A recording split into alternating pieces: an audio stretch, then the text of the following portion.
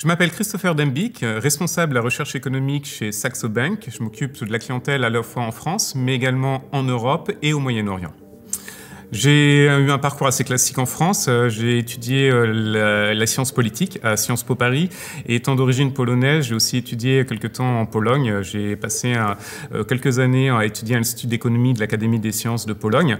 Par la suite, j'ai travaillé au Moyen-Orient, notamment pour le Trésor français, pour s'occuper en particulier au Moyen-Orient au niveau de la transition climatique, puisque c'est une zone où il y a beaucoup d'évolutions à l'heure actuelle dans ce domaine-là, que ce soit dans le domaine solaire ou encore dans le domaine des énergies renouvelables plus globalement, particulièrement l'éolien typiquement.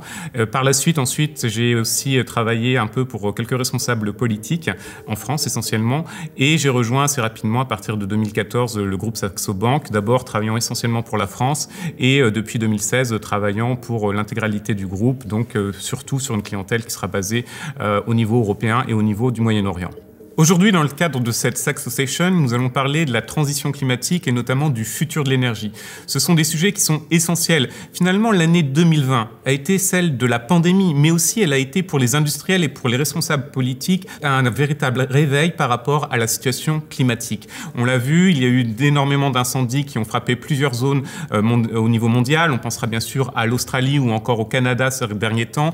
Des inondations qui ont sévi aussi bien en Allemagne qu'en Chine, et tout cela a eu un impact notamment économique qui a été extrêmement important. Les politiques parlent depuis de très nombreuses années du changement climatique, des moyens de faire face à cela et notamment des divers engagements qui peuvent être pris. Mais ce qui est très important de voir, c'est que sur les dernières années, et je pense que l'année 2020 était réellement un déclic, les industriels ont aussi parfaitement pris conscience que le changement climatique, ça a un impact direct sur leur business model, ça a un impact direct sur leur avenir, et ce qui est très important, c'est qu'aujourd'hui, on a aussi le secteur privé qui a décidé d'être embarqué dans cette transition climatique pour lutter contre les effets qui sont néfastes.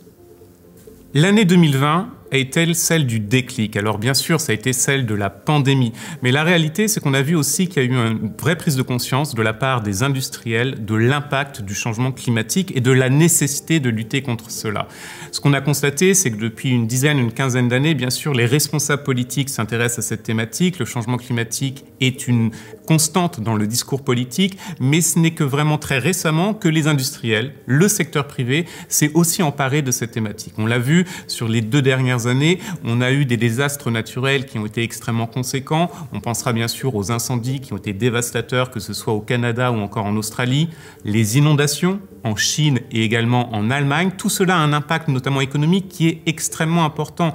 Si on regarde sur le moyen long terme, depuis les années 80, on a eu un bond des désastres naturels qui sont en grande partie liés au changement climatique.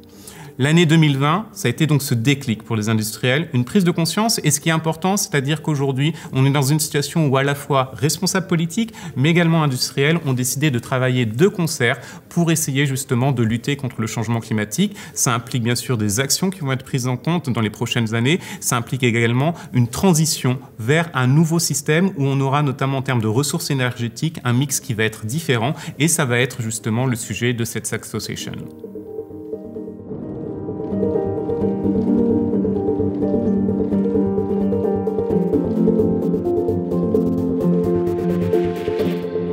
Les températures augmentent. Depuis le début des années 80, on le voit très nettement, typiquement pour les individus, en Europe continentale, les hivers sont beaucoup plus chauds. Et surtout, les températures augmentent, on le voit au niveau mondial. Cela induit des opportunités économiques. Typiquement, on va avoir de nouvelles routes commerciales qui commencent à apparaître, qui sont beaucoup plus courtes, beaucoup plus rapides, grâce à la fonte des glaces. Mais bien évidemment, aujourd'hui, ce qu'on constate, c'est que le changement climatique, au niveau global, a plutôt un impact néfaste sur l'ensemble des populations. Depuis les années 90, on voit que les responsables politiques commencent à s'intéresser à ce sujet-là. Plus récemment, les industriels, mais aussi les individus, essayent de travailler de concert pour lutter contre les effets néfastes du changement climatique. Pour les investisseurs, le changement climatique induit des risques et également des opportunités. Des opportunités, tout simplement, puisque depuis quelques années, on a eu des produits financiers qui permettent notamment d'accompagner les entreprises vers la transition énergétique qui se sont développées. Mais cela aussi induit des risques qui sont très importants, des risques financiers qu'il convient de prendre en considération lorsqu'on est investisseur. Typiquement, Des entreprises aujourd'hui qui peuvent être tout à fait performantes, qui affichent des résultats très importants, pourraient être dans les années à venir directement impactées par les effets néfastes du changement climatique. Pour les investisseurs, cela induit de prendre en considération évidemment ces risques lorsqu'ils vont investir dans les prochaines années. Le changement climatique est la thématique qui sera importante en termes d'investissement à minima dans les 10 prochaines années.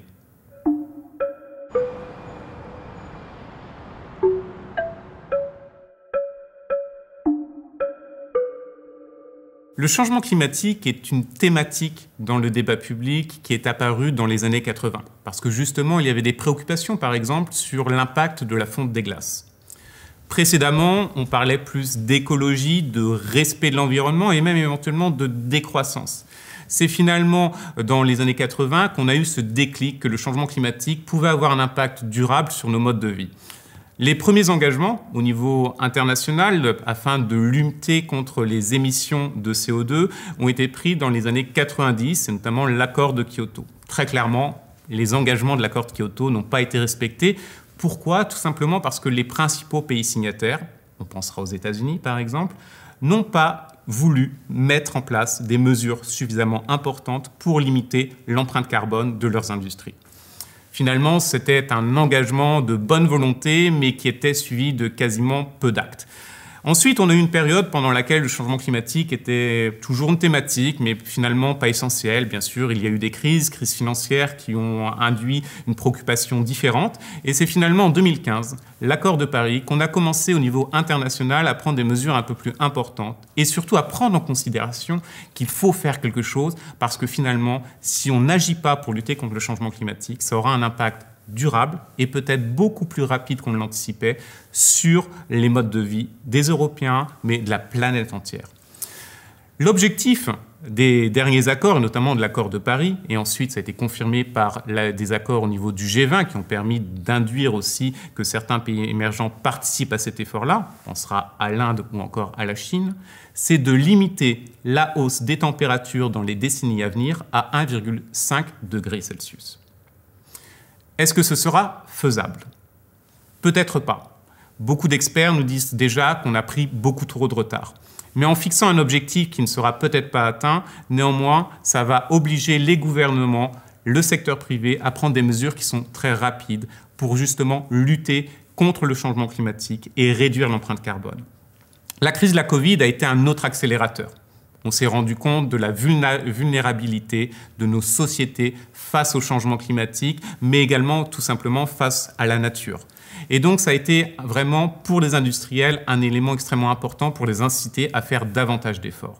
Aujourd'hui, nous sommes un peu dans une parenthèse enchantée. État, secteur privé, individus, tout le monde a conscience qu'il faut agir vite, agir beaucoup plus pour lutter contre le changement climatique. Peut-être qu'on n'atteindra pas justement cet objectif de limiter la hausse des températures à 1,5 degré Celsius. C'est fortement probable. Mais aujourd'hui, en tout cas, on doit prendre les mesures qui sont nécessaires pour accompagner les entreprises vers une transition bas carbone, potentiellement modifier les modes de vie et donc automatiquement espérer qu'on limitera dans les décennies à venir, pour notre génération, mais aussi les générations futures, l'impact du changement climatique.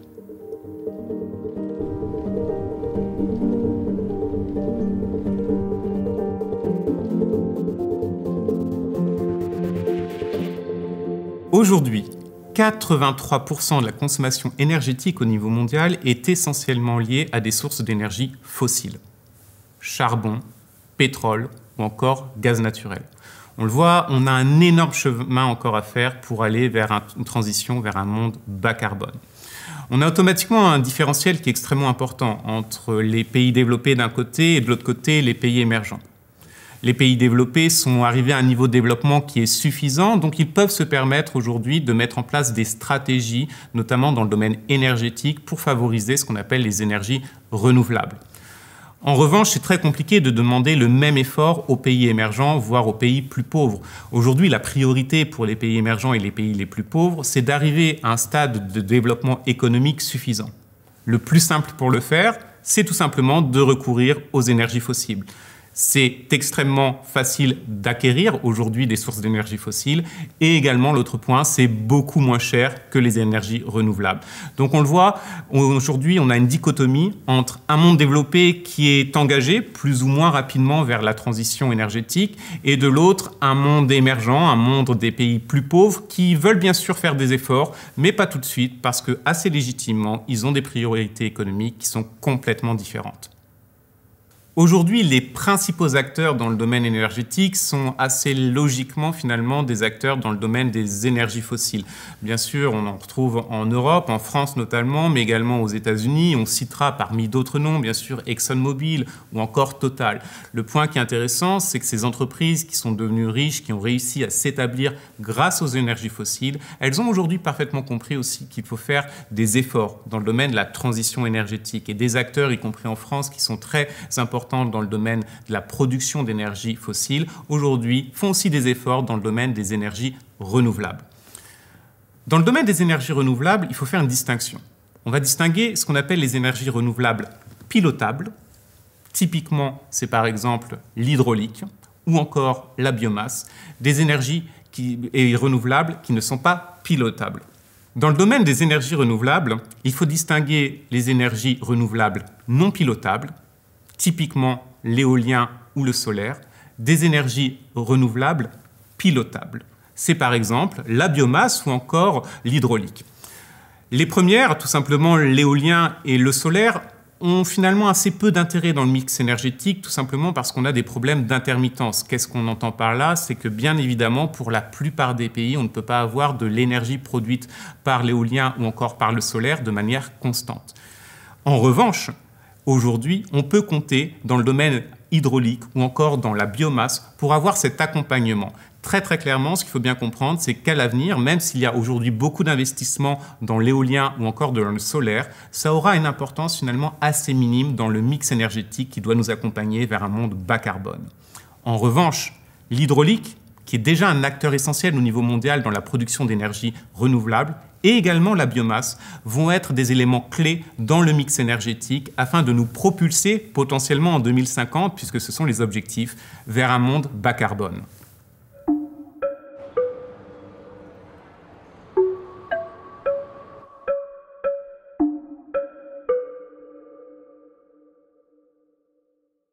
La France est le pays du nucléaire civil, évidemment.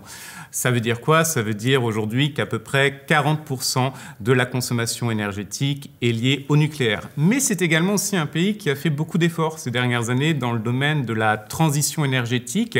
Alors il y a eu bien sûr un pari qui est un pari plutôt de financement sur les énergies renouvelables non pilotables, l'éolien et le solaire. Mais la réalité, c'est que la France compte beaucoup sur les énergies renouvelables pilotables.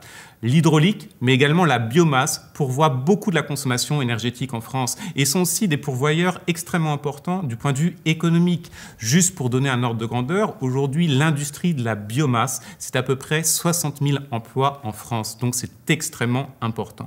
Le point qui est aussi intéressant, c'est que la France peut compter sur des entreprises de très grande qualité aujourd'hui qui accompagnent justement les industriels vers la transition énergétique. On pensera par exemple à Dalkia, qui est un des acteurs extrêmement importants dans ce domaine-là, mais également à Cofeli, qui sont finalement les deux principaux aujourd'hui dans ce domaine, à accompagner industriels en France vers une transition énergétique afin d'émettre moins de carbone. Ça peut induire notamment comment utiliser la biomasse au niveau des industries au plus près de chez soi. Ça peut aussi tout simplement induire quelque chose d'un peu plus simple, qui est l'efficacité énergétique. Bien évidemment, ces deux entreprises, nous ne prenons pas position sur que ce soit leur business model ou leur santé, mais ce sont en revanche des acteurs essentiels dans le domaine de la transition énergétique, de l'efficacité énergétique en France.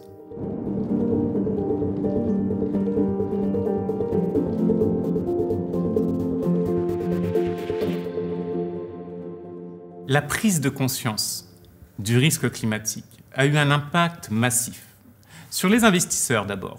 On l'a vu, ces dernières années, les investisseurs se sont progressivement détournés des industries qui sont considérées comme les plus polluantes.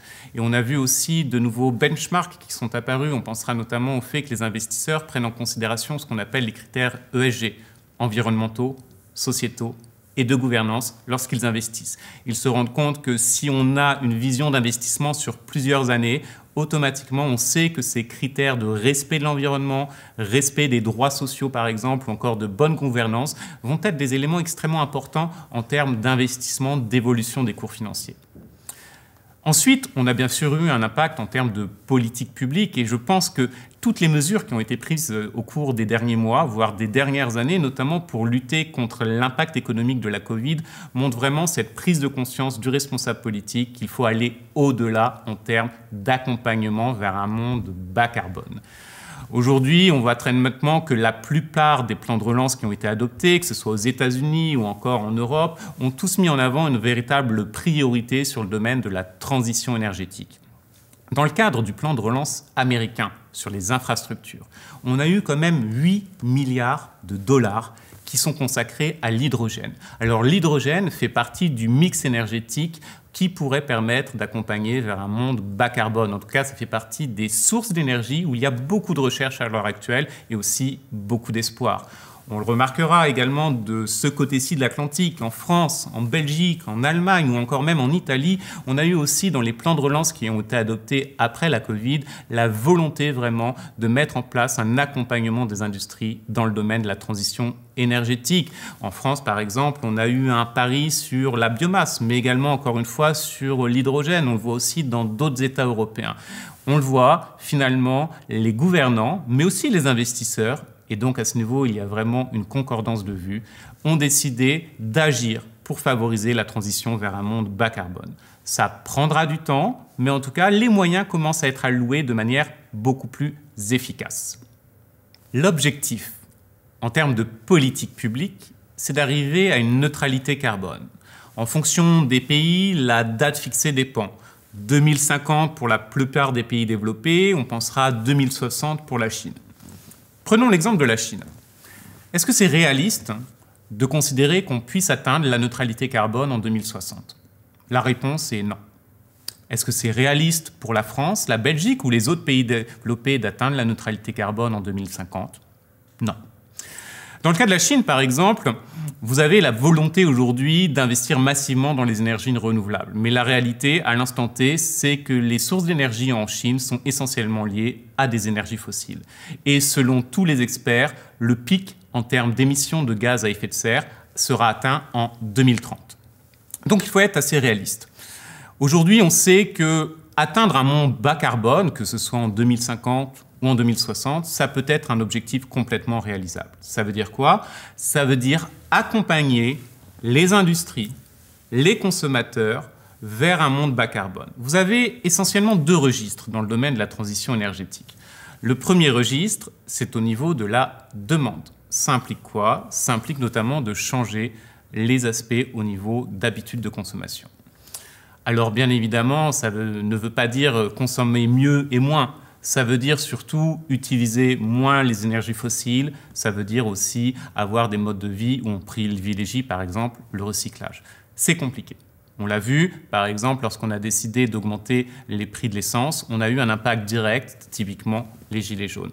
Tout simplement parce que une démarche qui peut être un peu punitive au niveau de la demande va automatiquement fragiliser les ménages les plus faibles. Ça veut dire quoi? Ça veut dire que si on veut agir sur la demande dans le cadre de la transition énergétique, d'un monde bas carbone, il faudra aussi des mesures d'accompagnement. Les responsables politiques en ont parfaitement conscience. Là, en revanche, où il y a certainement beaucoup plus d'espoir, c'est au niveau des innovations. Deux leviers sont extrêmement importants pour arriver vers un monde bas carbone. Le premier levier, que la plupart des pays aujourd'hui maîtrisent assez bien, c'est l'efficacité énergétique. Donc ça induit beaucoup de processus aujourd'hui pour justement avoir une énergie qui soit produite de manière beaucoup plus efficace. À l'instant T, ça fonctionne, mais ce n'est pas suffisant. Il faudra donc compter sur des innovations sur lesquelles on travaille, ou peut-être d'ailleurs sur lesquelles on ne travaille pas encore aujourd'hui. Prenons l'exemple typiquement de l'éolien. Le problème avec l'éolien, c'est qu'on ne peut pas avoir une production d'électricité en continu, assez logiquement.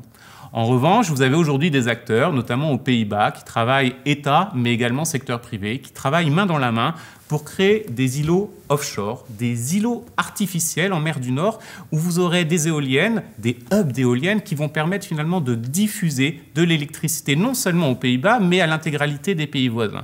L'objectif est finalement de régler ce problème d'intermittence qu'on retrouve aussi bien dans l'éolien ou encore dans le solaire.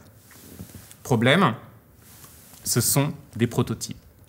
Et lorsqu'on parle de prototypes, dans le domaine industriel, avant qu'on puisse éventuellement espérer développer une filière industrielle, et si on met notamment les financements nécessaires à disposition, il faudra attendre 5, c'est probablement optimiste, 10 ans, c'est beaucoup plus réaliste. Donc vous le voyez, même avec la meilleure volonté du monde, on ne peut pas aller plus vite que le progrès technique. Et donc, anticiper un monde de neutralité carbone en 2050, en 2060, c'est très peu réaliste. La réalité, c'est qu'on arrivera beaucoup plus probablement vers un monde bas carbone et surtout moins comptant sur la contrainte au niveau de la demande, sur des mesures punitives type taxe carbone, mais beaucoup plus en espérant que le progrès technique puisse nous permettre vraiment d'arriver vers ce monde bas carbone.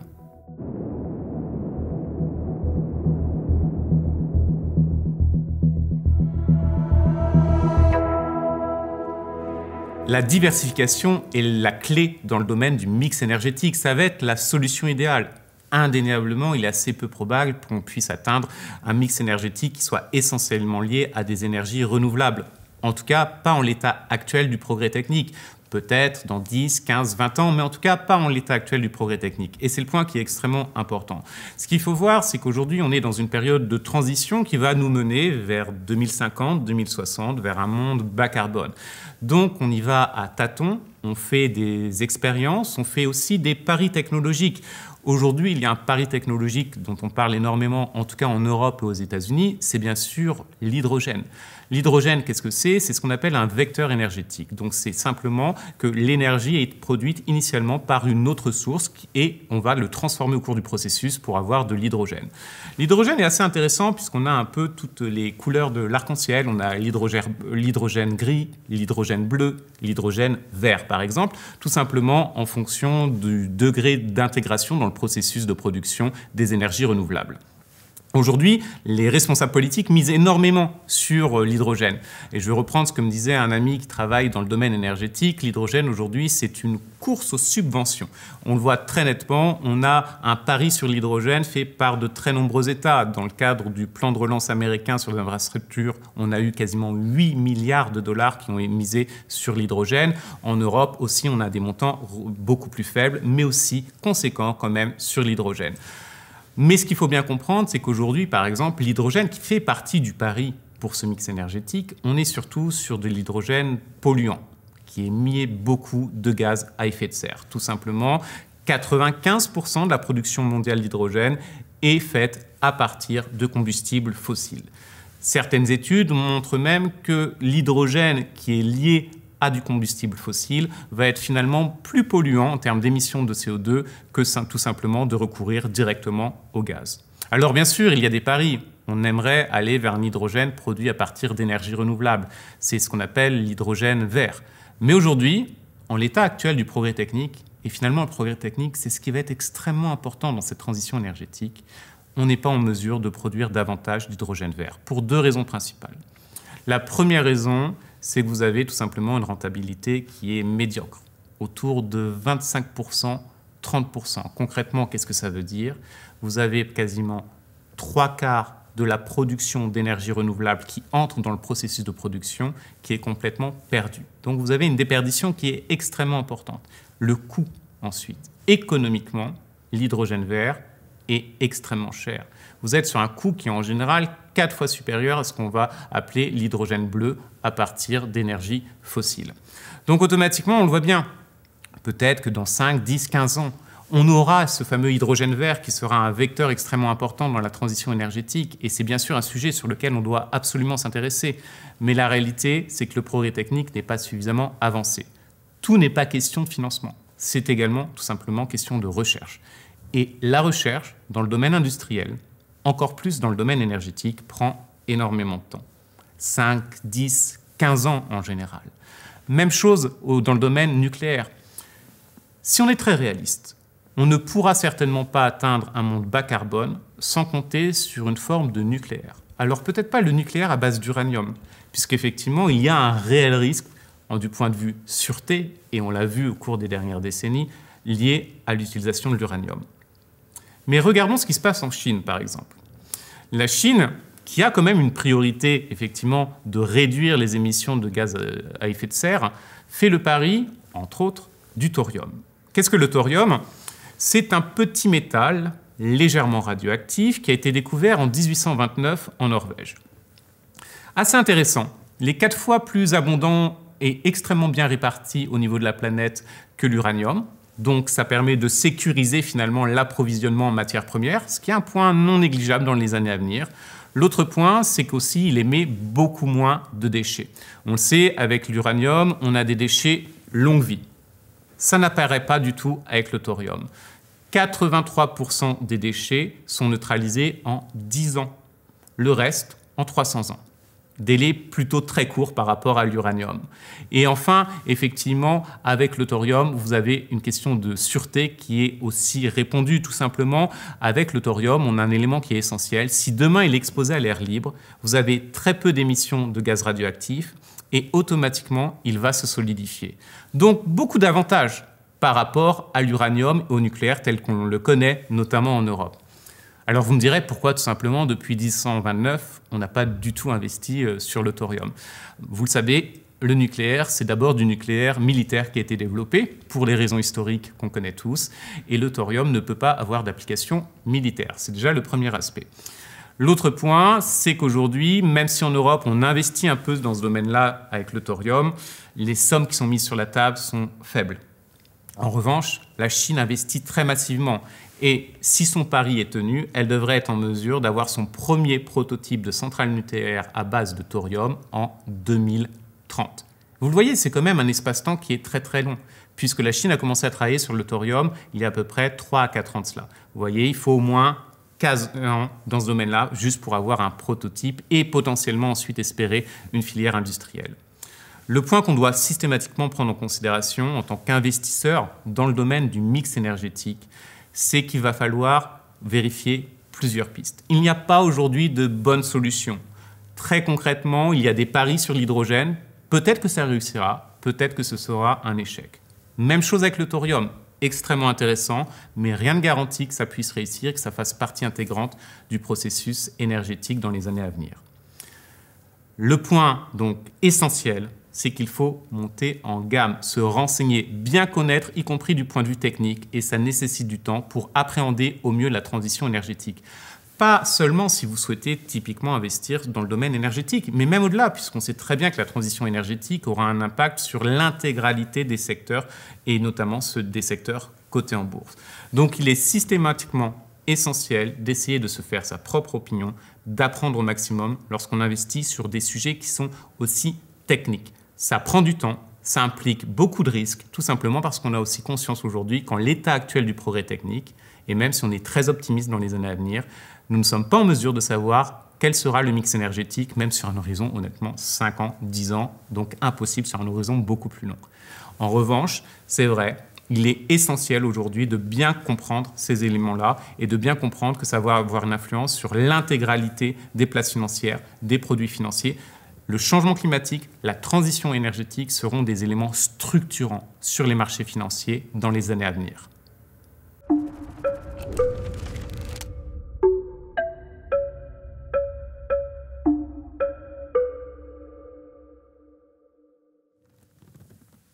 Le point clé lorsqu'on investit, c'est systématiquement la diversification. Tout simplement, ne jamais s'exposer trop à un secteur qui puisse être finalement s'avérer un pari et donc engendrer des pertes qui puissent être évidemment importantes. L'autre point qui est systématiquement lié, l'éducation. Toujours bien prendre en considération lorsqu'on investit de comprendre sur quoi on investit. Et force est de constater que dans le domaine énergétique, ça reste très très compliqué. On l'a vu précédemment, on a parlé d'hydrogène ou éventuellement même de thorium, des sujets qui sont techniques, qui sont pointus. Alors, il faut bien sûr chercher des sources d'informations les plus fiables possibles. À Saxo Bank, on produit notamment beaucoup de contenus informatifs éducatif afin de vous accompagner. Et ce qu'il est extrêmement important systématiquement lorsqu'on pense diversification, investissement, et ça vaut dans le cas de figure présent au niveau de la transition énergétique, faites-vous vos propres opinions, réduisez au maximum votre exposition au risque et essayez notamment de comprendre parfaitement les tenants et les aboutissements des différentes innovations.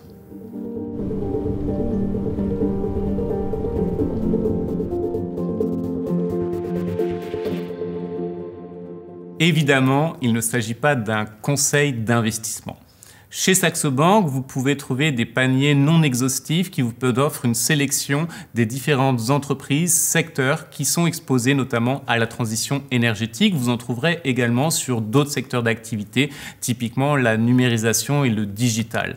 Ce qu'il est toujours extrêmement important de prendre en considération lorsqu'on investit, c'est bien sûr de savoir que les performances passées n'augurent jamais des performances futures. Vous avez une myriade d'opportunités lorsqu'on investit pour accompagner la transition énergétique. Bien évidemment, les actions en font partie, les actions pour s'exposer à des secteurs, à des entreprises. Et également, vous avez aussi des produits type obligations ou encore ETF qui peuvent faire partie de votre portefeuille d'investissement.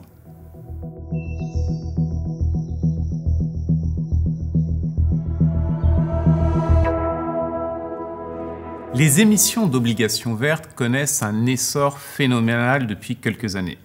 Ce qu'il est important de comprendre, c'est qu'on a eu cet essor qui a été amorcé déjà par les organisations internationales, typiquement la Banque mondiale. Les États, rapidement, se sont engouffrés dans la brèche. On pensera à l'Allemagne.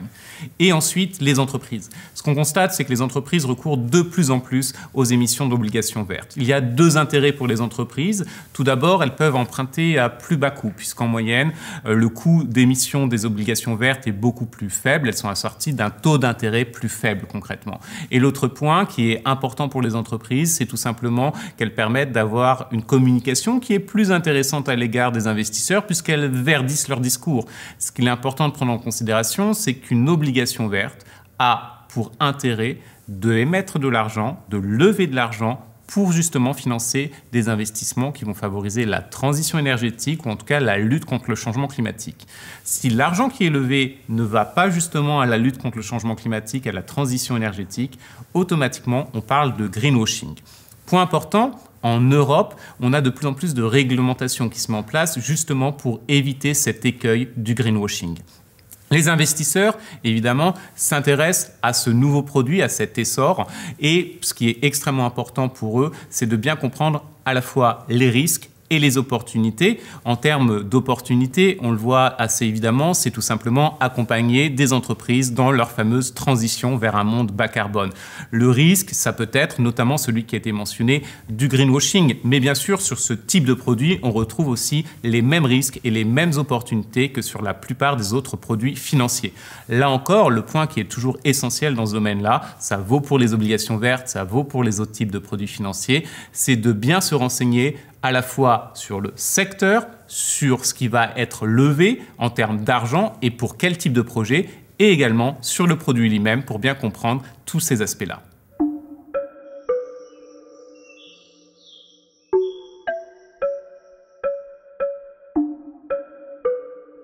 Les ETF verts sont un autre moyen d'investir dans le domaine de la transition énergétique. Évidemment, il ne s'agit pas de conseils d'investissement, mais juste d'informations à titre éducatif. Les ETF répliquent l'évolution des cours d'indices, d'actions, permettent d'être exposés à des zones géographiques. Ce qu'il est important de prendre en considération lorsqu'on a recours aux ETF dans le domaine de la transition énergétique, c'est qu'en général, si on fait un choix sectoriel, il y aura deux solutions.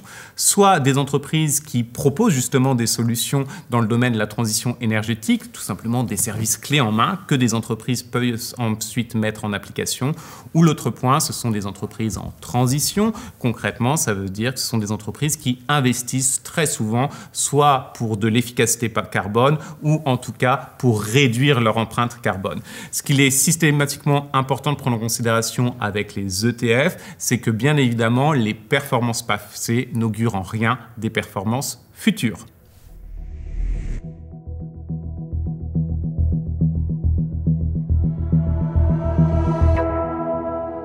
Saxo Bank est une banque en ligne qui permet à tous les investisseurs, tous les profils d'investisseurs d'investir sur les marchés financiers. Nous fournissons notamment du contenu éducatif, informationnel, pour justement comprendre les dernières tendances sur les marchés financiers ou encore les évolutions sectorielles qui puissent être pertinentes. Cela permet aux investisseurs de prendre les bonnes décisions et notamment d'exprimer leur vision en termes d'investissement par eux-mêmes. Saxo Bank a plus de 30 ans d'expérience dans l'investissement. Nous permettons aux investisseurs de tous les types de profils de pouvoir réaliser leurs décisions d'investissement et de profiter des nouvelles tendances qui puissent émerger sur les marchés financiers. Nous offrons une plateforme qui est extrêmement intuitive, des tarifs qui sont transparents, la possibilité d'investir sur une gamme de produits extrêmement large et également la possibilité d'investir sur plus de 37 places financières au niveau mondial.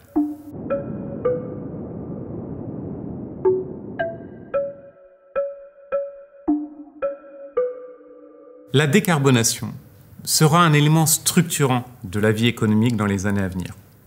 Si vous pensez également que cela aura un impact sur l'évolution des places financières, l'évolution sectorielle, c'est effectivement le bon moment pour s'y intéresser. Quelques maîtres mots. Tout d'abord, la diversification. Lorsqu'on investit, et certainement encore plus dans le domaine de la transition énergétique, il faut bien penser à diversifier. Aujourd'hui, les paris, qui sont des paris finalement technologiques sur lesquels on investit massivement, peut-être que finalement dans quelques années, ils s'avéreront des paris perdants. D'où la nécessité, bien sûr, de se diversifier. Vous l'aurez compris, derrière cela, il n'y a pas une seule manière d'investir pour être exposé par rapport à la transition énergétique, à la lutte contre le changement climatique. Vous avez une myriade de secteurs, une myriade de diversification potentiellement aussi du point de vue géographique et aussi beaucoup de produits qui permettent d'investir à ce niveau. Il n'y a pas une seule bonne solution, tout dépendra de votre profil d'investissement et notamment de votre appétit et de votre aversion au risque. L'autre maître mot qu'il est important de prendre en considération, c'est aussi l'éducation. Lorsqu'on investit, automatiquement, on essaye à minima d'avoir quelques informations précieuses sur le secteur, l'entreprise éventuellement ou la zone géographique sur laquelle on investit.